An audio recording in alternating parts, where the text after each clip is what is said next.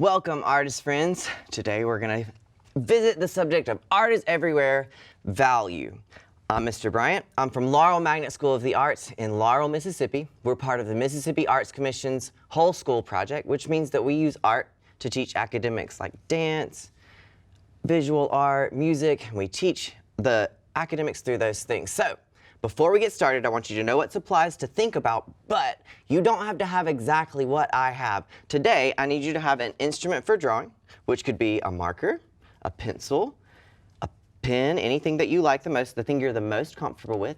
And then I also need you to have one color of paint. I've got this liquid acrylic here, so I've got one color of paint and white. So if you don't have paint, I need you to get one color crayon and a white crayon, or one color oil pastel and a white crayon. We're only going to work with one color today, which there's a term for that we'll get to later on. But I just need you to have one bit of color and some white and some paintbrushes. A big paintbrush and maybe a small paintbrush if you've got them. If you don't, use what you've got. Colored pencils, markers, whatever we can find. I want you to find one color and also some white, because we're going to work with some value today. So before we get started with anything, I want you to join me at your piece of paper. Get your piece of paper and pick up the instrument that you chose. I'm using a marker right here. It's a black marker so that you guys can see what I'm doing, but I want you to choose the thing that you like the most, because we're about to go into a moment of mindfulness, and we're going to use our drawing abilities to do that. It's going to help us check in with ourselves and see how we're feeling and get some of those feelings out. So, if you can, come with me to your paper. Before we get started, I want you to take a deep breath through your nose and blow it out your mouth. When we do that, I want you to think about breathing in all the good things, all the positive things that you have, and breathing out all the negatives. So let's breathe in good ideas and good feelings and positive vibes. And let's breathe out any negativity or worry or concerns that we have. Now let's take that a step further and see if we can use that tool that we just used, calming down, to take ourselves a little further. So I want you to pick up your pen or your pencil or your marker, whatever you have. Hold it in your hand. How does it feel? Does it feel rough? Does it feel smooth? Is it heavy? Is it light? Now I want you to hold your instrument like you normally would hold it. When you hold your instrument, do you hold it hard and grip it really tight? Or do you hold it lightly? Do you hold it in a specific position? Do you hold it low? Do you hold it high? So now I want you to get in touch with the inside and how you feel.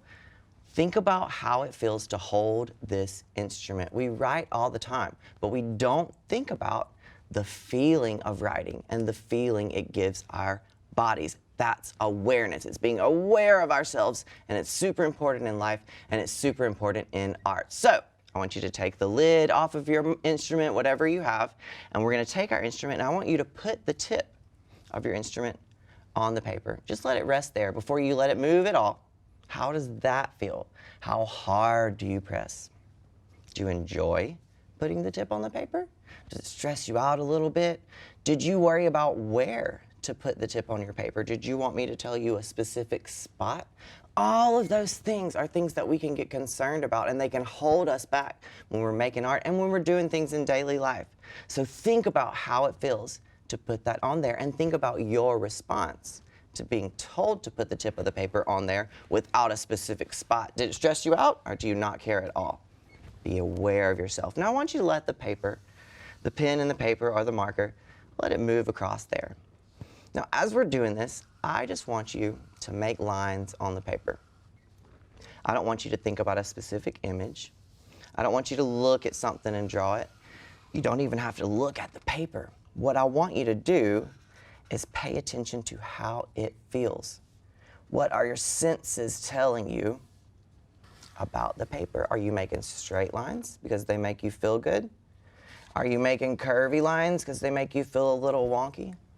Maybe you're a little aggravated. When I'm aggravated, I feel like jagged lines. What if you feel sort of smooth, like a circle? What if a triangle feels smooth to you? Draw that. We have a saying. The saying is, don't panic, let the drawing flow, just let it go. So we're not going to think. We're just going to let our drawing flow based on how we feel inside. Now, as you're doing this, I want you to, again, think about how this is making you feel. Does it make you feel excited?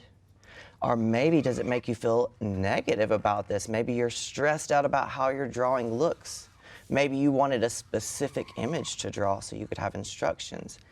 Think about how that makes you feel and how you respond to that. We're in charge of our reactions, even if we don't feel like it sometimes. So you can change how you respond to these situations.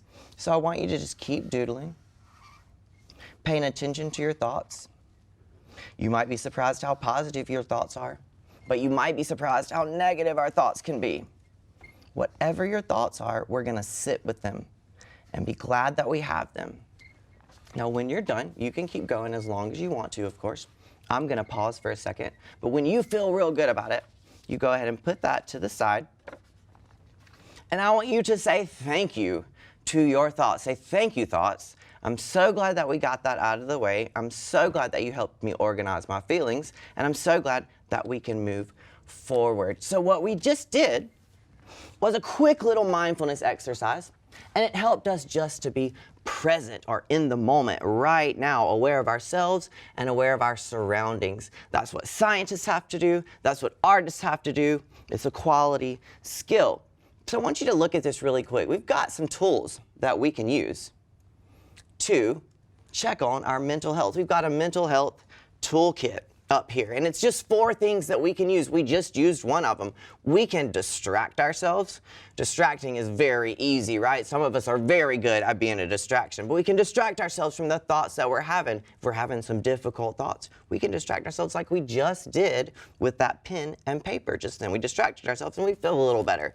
You could take an action. So an action is a verb, right? It's what happens. It's things that are happening. We can do things to help ourselves feel better and to be more aware of ourselves, like going to bed on time, eating the right foods, studying for the test instead of cramming for it the night before, all those things. The next one's relaxation. We can distract ourselves with relaxation. We can calm ourselves. Remember how we breathed in through our nose and out through our mouth? That's relaxing. So you can find something that relaxes you that you can do in your own head. You don't have to physically do it. Take a moment and relax. And the last thing is thinking, which sounds pretty obvious, but we have to think about ourselves and we have to think about our emotions. We don't just need to think about the thoughts that are running through our head at 100 miles an hour. We need to slow ourselves down. What am I thinking about? What am I feeling? What are the problems I'm thinking about, and what can I do about those? So with this mental health toolkit, we can be more aware of ourselves, which will help us in life and in our art. So what you do to use that mental health toolkit is decide which tool you want to use and put it into motion. You can use all of them, one of them, and you can change them out. It's up to you. So today, let's move to our art lesson. We're going to talk about value, the element of art that's value. But before we do that, I want to talk about the standards that our state set forth for us. There's some language in here, but we're going to go for it because we understand.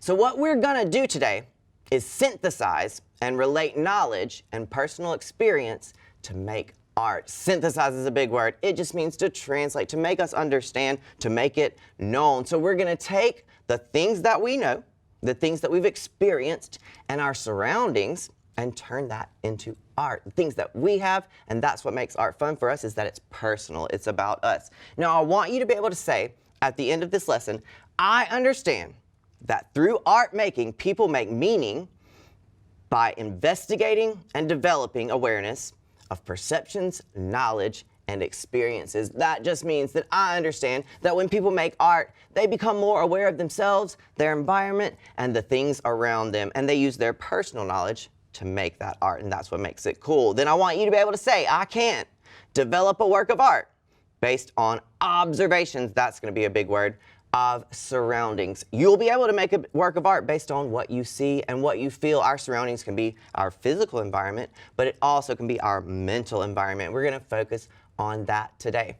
Quickly, let's go over some questions I want you to ask as we're talking through this. How does engaging in creating art enrich people's lives. Enrich means to make better, to make it more exciting. How does making art make it better? We already just made a quick little sketch, and it made my day better. I feel a little better after calming down. How does making art attune people to their surroundings? Are we more aware of ourselves and the things around us when we make art? I think so. How do people contribute to awareness and understanding of their lives and the lives of their communities through art making? Those 3 questions I want you to think about. How does art help us? All right, so we've got our elements of art. We've got color, shape, space, form, line, texture, and value. We want to get up really quick. Stand up for me. We're going to do our motions so that we understand the elements of art. Just like we were aware of ourselves in our brain earlier and we used our arm to help us, when we use our bodies to make motions, we understand things better. It helps our brain. It's like a little trick to guide you in there. So we're going to make some motions to understand the elements of art. So the first one is color. And when we use color, it's in a wheel. Usually you may have seen a color wheel. So we make a circle with our arms. When we have shape, we're going to take our fingers and draw a shape. I always draw triangles first, but you may draw an oval or a square, whatever shape you come up with. When I say the word shape, I want you to draw a shape because that shows me that you know it. Now this is a fun one, space. On the image you saw, we had 2 fingers and they were far apart from each other.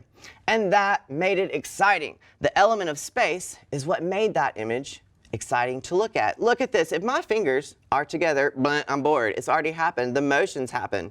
The movement has happened. But look at the tension between the 2 fingers. If there wasn't that space, I wouldn't think, well, do I want those fingers together? Do I want them pulled apart? Are they being pulled apart? Are they being pulled together? What's going on? It draws my attention and makes my brain ask questions. So we have color, we have shape, we have space. Oh, I didn't tell you the motion for space. For space, my kids and I like to say, give me my space. So we push them out of the way. We don't touch anybody, but we push out of the way. So we have color, shape, space. Give me my space.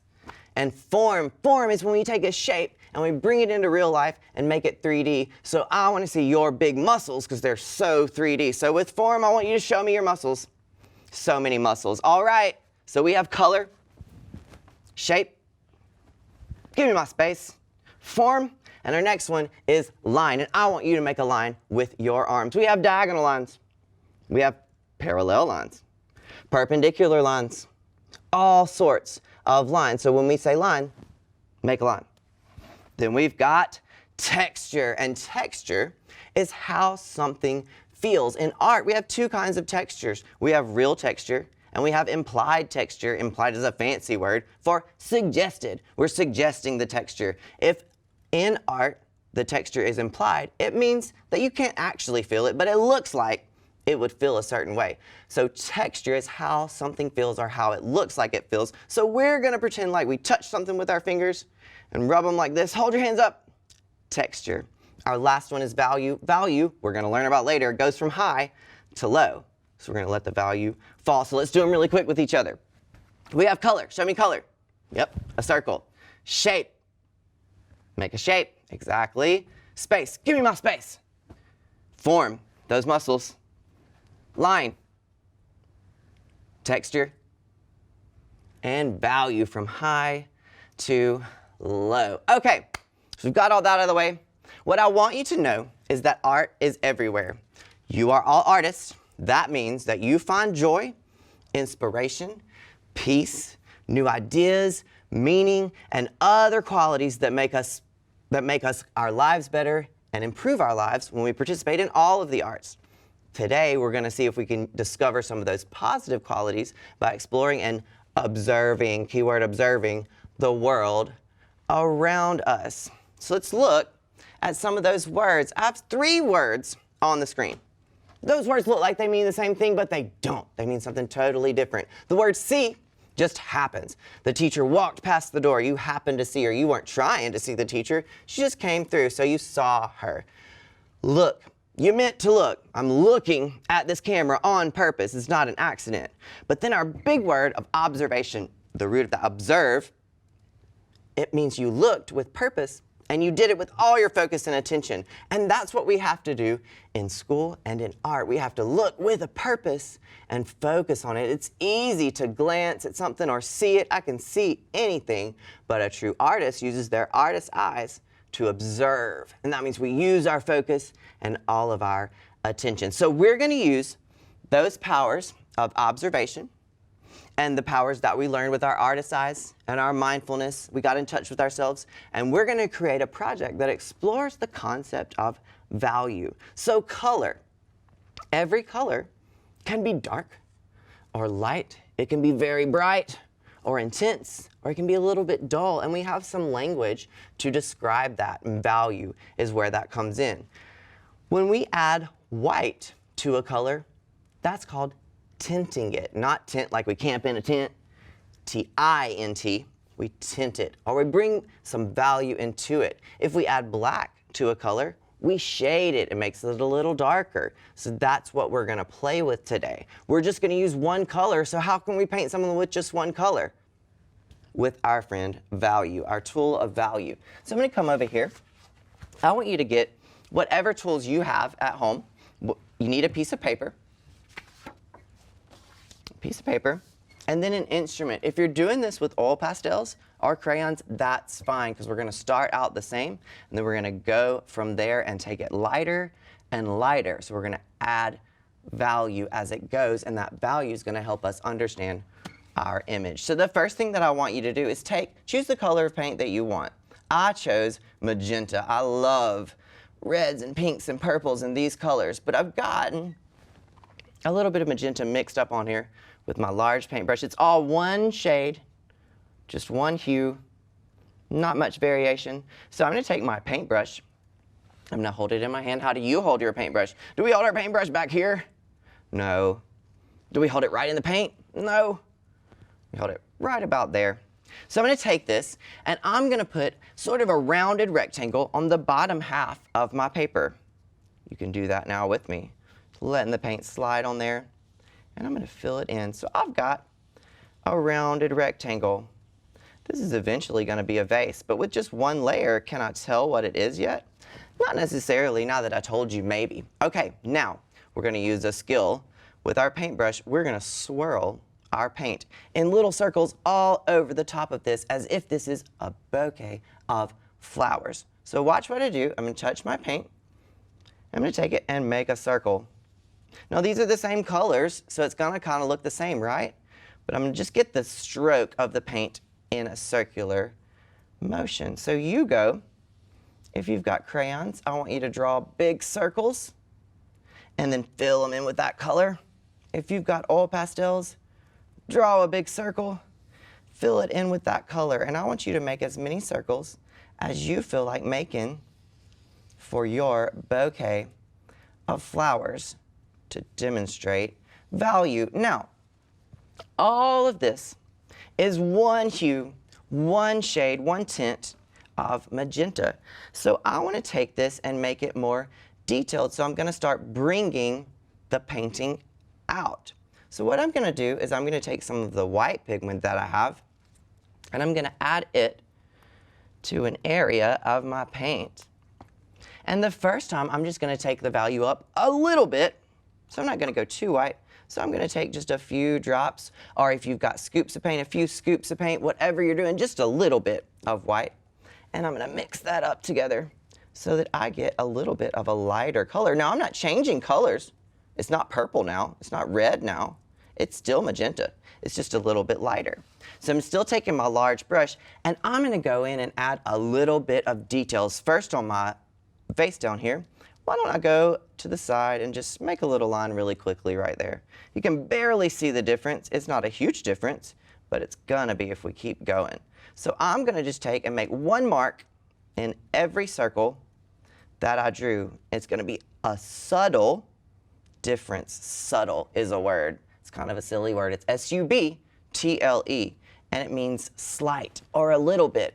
So now if you look at the painting, there's a little bit of difference in each one. It's starting to have some variation. So now I'm going to take and I'm going to add a lot more white this time. Last time I just added a little bit.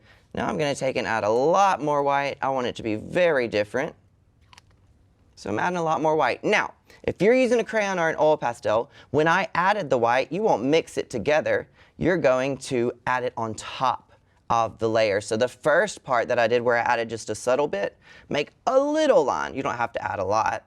And then when we add more and more white, I want you to go harder with the crayon so that the white comes out more. So now I've got a lighter color here, a lighter shade, which is a higher value. And I'm going to go in and add even more details, maybe a line here, maybe a curve there. In here, some curves, a curve around the edge. Maybe I'll go around the edge of all my circles. You put it wherever you want. I just want a little detail. Now, I'm not covering every section because then it would be the same color and the same value and we wouldn't see any difference. So I'm just adding a little bit of difference in every little circle that I have. All right, now, our last little bit, we're going to change paintbrushes and we're going to take our value even higher. So here we go with our value. I'm going to add even more white paint to this. Now, as we do this, you might notice that I'm building up an image. I started with one part and then I'm building it up taller, and we do that in our academic classrooms. Can you think of a time when you do something and build up from there? I can. When I'm reading a story, the first time I read it and just get the big picture, right? But then when I go for a second time, I go for a closer reading and maybe I look at text structure. Maybe I look at some of the characters and the setting. Then when I go the third time and read it, that's when I pull out all the details, all the little things that I may have missed the first time, and I understand the story from a bigger perspective. Now I've got my smaller brush. I'm going to add my details now, right? So I'm going to take my smaller brush and my lighter color, add a little bit more white because I want it to be very striking. And I'm going to go in and add little colors all the way around each flower that I've done and sort of on the vase, just a little bit of a streak, a curve here, streaks and streaks. Adding some value and adding some detail. Now on this is where I want you to take tiny little strokes and we're going to radiate, which means go outwards in a circle from the middle of each flower. I'm just going to take it and add small little moments all the way through the flower. Sort of like a math problem. If you have a word problem in math, you read it once, kind of get the idea, then you go back, maybe find the numbers. What were the numbers? Then you go find what do you have to do to these numbers. Do you see how I radiated those lines all the way outward and how it's getting a little more exciting than over here? Well, that's what I'm going to do today, and I want you to continue to do that at home until you finish and get to a point that you want.